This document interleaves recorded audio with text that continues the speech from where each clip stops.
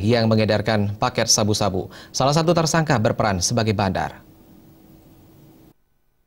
Kedua tersangka kasus narkoba ini menjalani pemeriksaan intensif jajaran Satuan Narkoba Polresta Denpasar.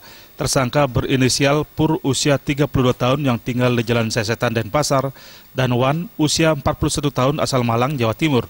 Polisi menangkap Pur saat melintas di Jalan Teguh Umar Barat. Dari hasil penggeledahan, polisi menemukan 4 paket sabu-sabu seberat 2,95 gram.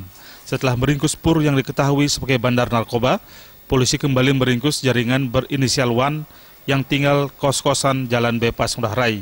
Saat polisi menciduk penjual nasi ini, polisi menyita 1 paket sabu-sabu seberat 0,22 gram. Kita memang menangkap 2 orang pelaku.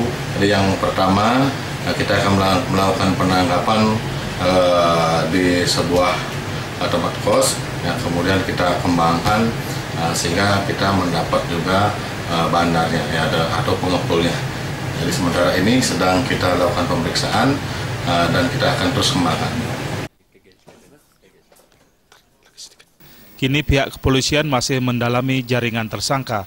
Akibat mengedarkan sabu-sabu, kedua tersangka diancam hukuman berat. Raiswantara dan Madariasa, Bali TV.